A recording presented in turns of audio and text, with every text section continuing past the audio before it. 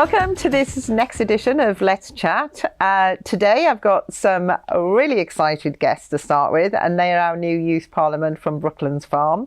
We have 4 pupils because Brooklands Farm is a very large primary on 2 sites. So I felt it was only important that we had representation from both.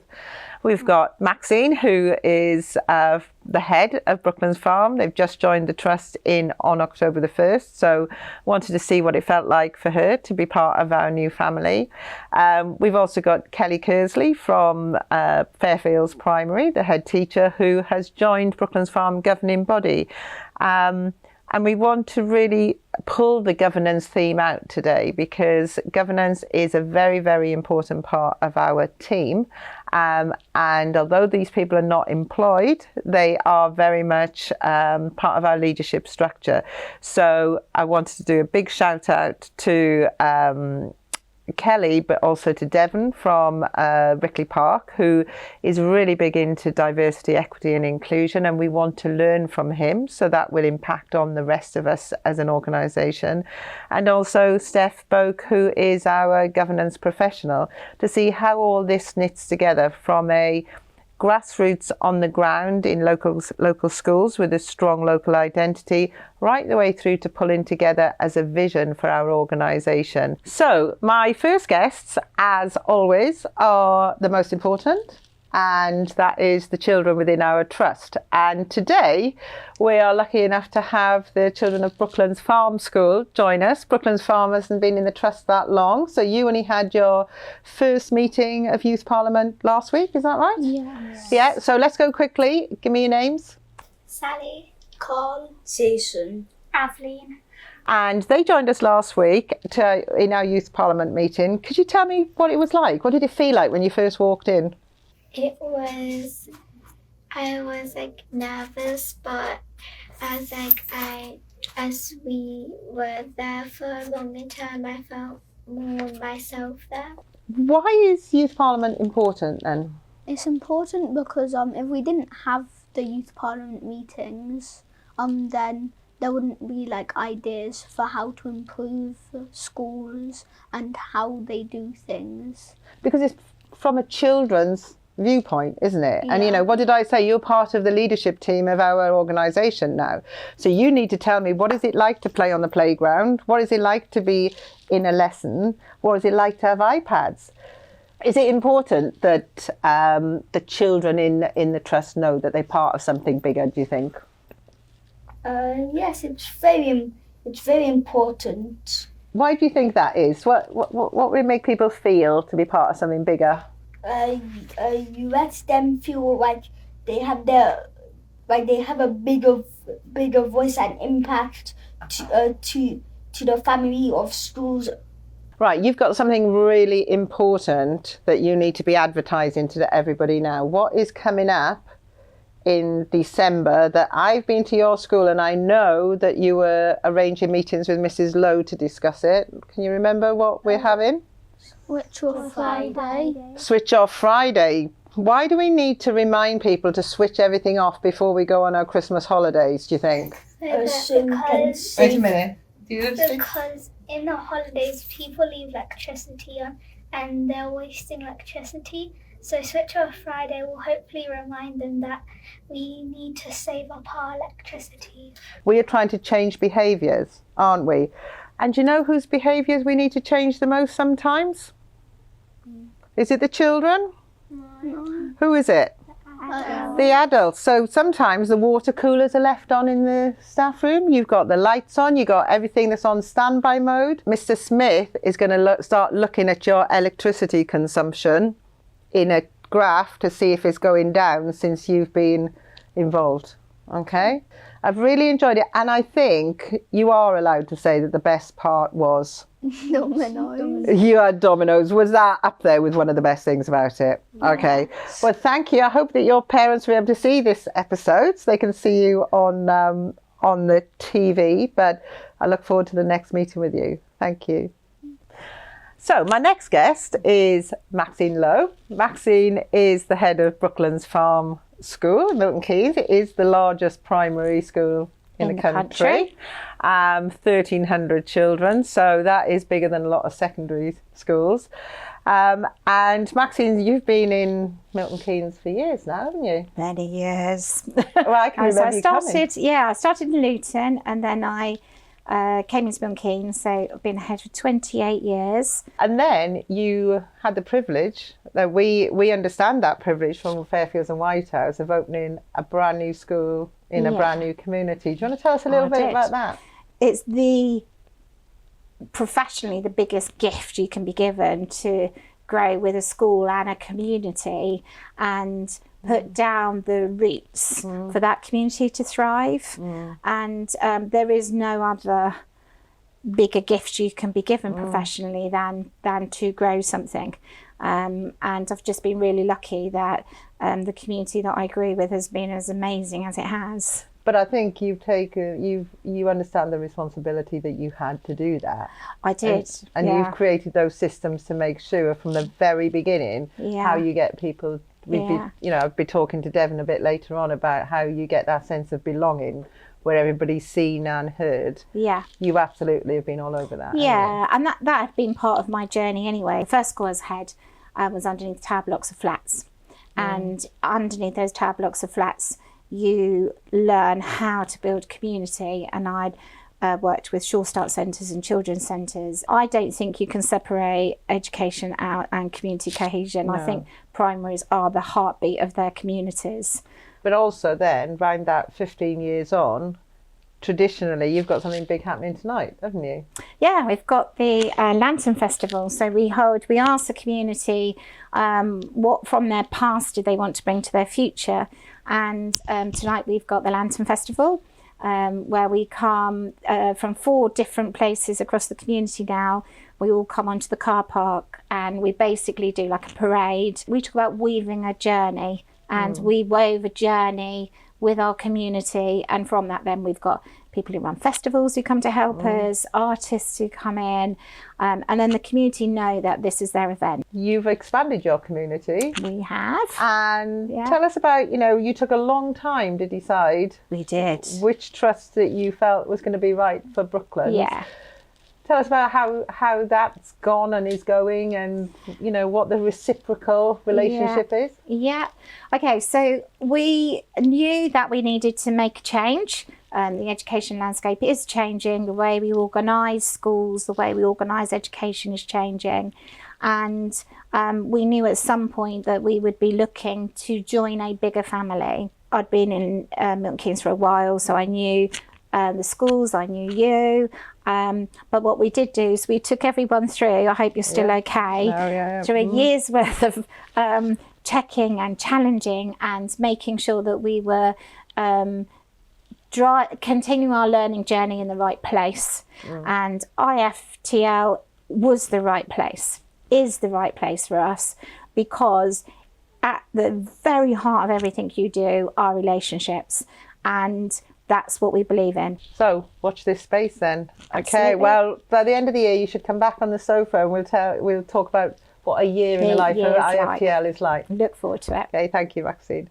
So as Maxine's just alluded to, it's really important that we support each other in every part of our system, from a school through to governors through to trustees. And we're really lucky today to have Kelly Kersley on the sofa. Kelly is the head of Fairfields Primary School, but actually has stepped in for Brooklands Farm to support their transition into the trust as a governor. What's it like on the other side, Kelly? Actually, it's been really interesting to see how another school really dug into the deep level of understanding for all of their children as to ensuring that they make the most progress that they can. And it was really lovely to see how the language that we're using and the way that we're all kind of exploring how we can support those children to get the best outcomes was absolutely replicated in another school that I perhaps didn't know very well. It's sort of like seeing it from both sides for you. So it's seeing what it feels like to be a governor. And yes. I know from being a trustee of another trust, there's a lot to do on the other side, isn't it? Yeah, so these people are volunteers. They give up their time to be able to support. and they have a passion and energy to make a difference to, and for you now, it's children outside your own school. Yeah. You are now committed to those. Tell me about how that bit feels, and has it changed you at all in the way that you address your governor? Yeah, I think certainly my first governor visit at Brooklands, I was really conscious. I was sort of thinking, I want to be asking sort of the key questions that are going to really support that member of staff with their development journey and their thinking, whilst also learning for myself, what the offer was at Brooklands, and also then because being a head teacher at Fairfields, wanting to make sure that I'm also magpieing all those brilliant ideas for us. And you don't have to be an expert. So it just so happens that you are an educationalist. Yeah. So you probably felt as nervous there's an expectation on you. But sometimes the most basic of questions from a lay person actually can change a mindset, can't they? Yeah, absolutely. Just referring back to my own governing body, one of our governors isn't even a parent. She's not involved in education at all, completely separate. But some of the questions that she asks really support me with my thinking. So what advice would you give to other people in education in terms of, I know it's a commitment, but is it something that you think from a professional development point of view is something you'd recommend? Oh, absolutely. I am absolutely delighted that I'm part of that governing body. It's supporting me not only with the decisions we make about Fairfields moving forward. I feel like I can contribute to Brooklands' team. So that's really good for me and my professional development to be part of that team as well.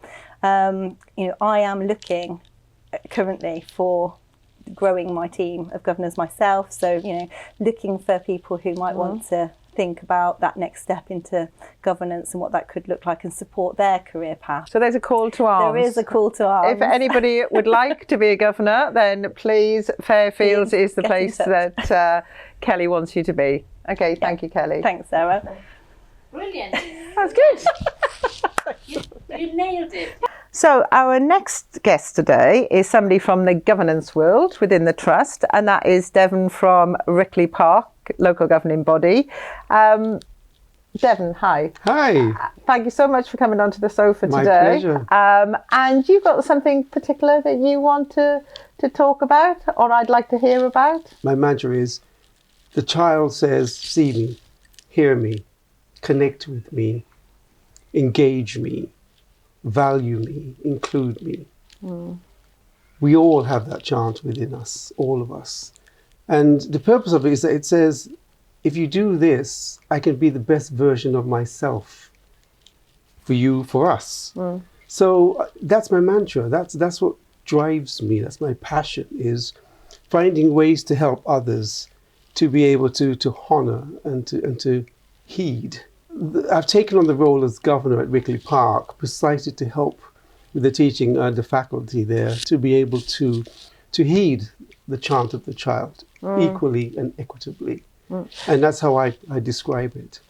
I talk a lot about little people and big people. So, we've got a staff workforce now of 1,300 grown-ups and obviously 10,000 children. So that is a big lot of people that we have got to make sure that everybody feels they belong, everybody feels safe before we even start doing the day job of pouring in the education. It's closing down the barriers before they even walk through the school gates, isn't it? Yes, it is. And how do you think the best way we should be going about that is? Well, you just said pouring in the education. So for I think the equation is the pouring in is the pedagogy, obviously.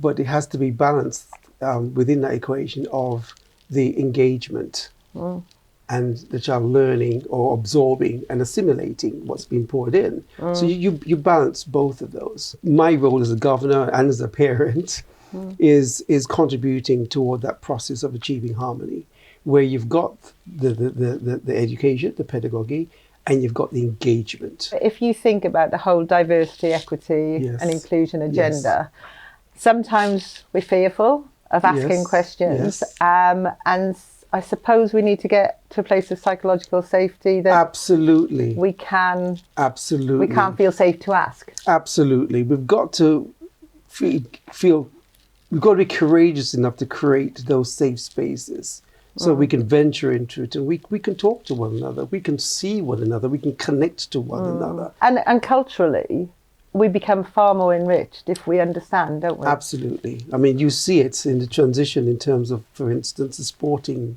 endeavours. England rugby team now is diverse. Football is diverse. You get diversity. They're winning in much stronger, better ways, much more ways that are fulfilling for everybody. How do we make sure everybody feels part of this? And how do we Right. get that representation? We've just started something at Rickley Park, which is the parent-teacher partnership, where we put out a clarion call to the community to get involved in the educational processes, not just leave it to the teachers, so that the whole process can be much more collaborative and consensual. So I think more initiatives like that need to mushroom throughout the IFTL schools. And we need to learn from each other, and you are absolutely And that's where it will an happen. ambassador. Yeah, Yes. brilliant. Thank you, Devon. You're I most look forward welcome. to observing your work. Yes, thank you. And my final guest today is Steph Bogue. Steph is head of governance at IFTL. You know, we say all roads lead to governance. So actually, Steph is responsible for everything at the Trust. Is that not right? Yeah, between Does us. it feel like that? Yeah. We'll share it. So you've had an interesting journey, haven't you, through the Trust, and now leading on governance. Well, you've got a team of over 100 people. Yep. What do you do? Very good question. Yes, no, it has been an interesting journey, and we've got 21 schools. We haven't quite got 21 local governing bodies because some of those schools are in partnerships and the governing bodies reflect those. So they're working together and collaboratively, like PATH, so 2 Mile Ash and Ashbrook and Homewood, for instance. But within those boards, we've got about 120 governors and our trustee board, of course. So people who are really committed to supporting schools and developing. What does your role entail? My role is coordinating a lot of that, I think. We need to make sure that we, as a trust, are compliant in many of the, what people might say are boring areas. Not at all. You never know. But compliant in, legal framework, in all the processes that we have to go through, to all the returns that we have to make. So a lot of it involves making sure that that's all done. So governors are volunteers. Governors are volunteers. So we don't pay governors. So how do you motivate governors to keep volunteering?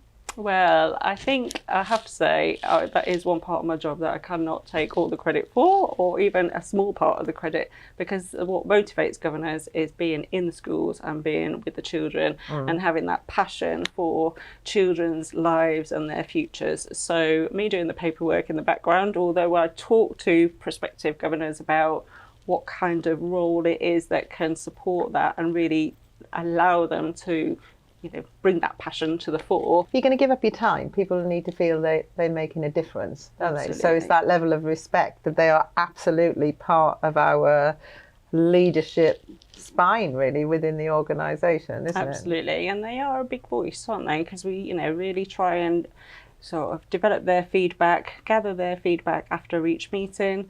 We have all networks, so all our safeguarding governors, for instance, come together, and that's part of the support. So they are working with their own peers, because when you're the one that does that job in a school, and I know people will relate to that, when you're the one, even on a governing board, you just want to be able to share your experience and ask people questions. One of our drivers is expert governance with a strong local identity.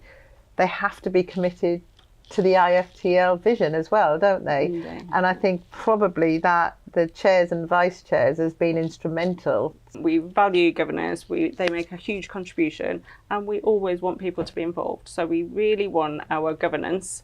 Our driver is expert governance with a local identity, as you say. So actually, we really want our governance to reflect the communities of the schools that we have. So we want people from all ages, all backgrounds, all lived experiences to be able to reflect their passion for education and leaders of the future within our governing bodies. Thank you.